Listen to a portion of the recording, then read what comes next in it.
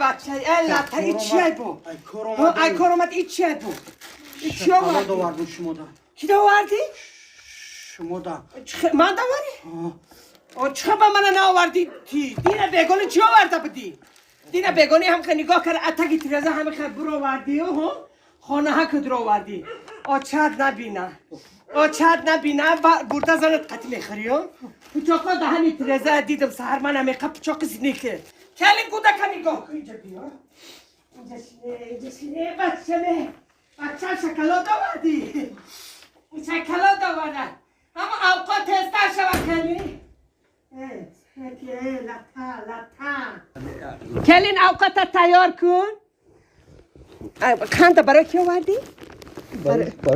برای شما چه؟ روز شین بچم جانی چه روز شین ساز شین بچم لطم نشم دینا بگونی اما پلی کار کرگی تا هر زندم دا خرید کرد سودی پلی سوید اومدگی پلی من میتیم بچم تو بیا همین خورم سر گودک تا خورم من دا بس سای بچم لیکن لطم نشم زن دا تلفن انا همه خیلی کار سوده اوسو نگاه میکنم یا صورت لب روی کردن شم صورت لب روی لطه شو روز دا اینترنت اوخه یا ایخ زن شا او یک لجام شکر زده میتونی زن شا من حولی خودم روم هی پایگاه خودم روم کارو بار زندگی خودم کنم اوقات خودم کنم اوخه این زنی تو ماده چی در کره بچه سوس نشا زن زن اوتت خیلی بود نخو همه خیلی اوتت نه خیلی بچه شوم رنگی همه اوتت لجو مکش من گپ زدن نمیتونستم تمام استیلی اوتم ها؟ پریومی اوتم قطعی خیام؟ یه همه پریومی اوتت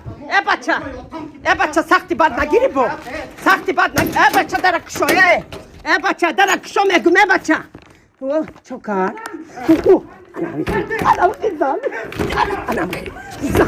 زن شا زن خوب کاری کازن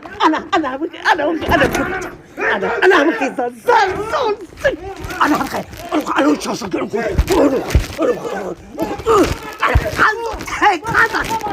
بچه بار الان چاشا گیر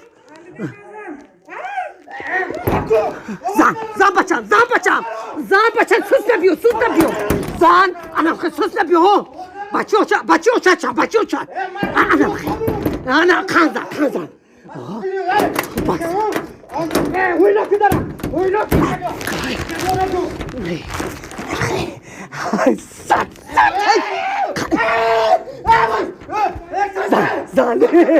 زن انم خیلی بچه ها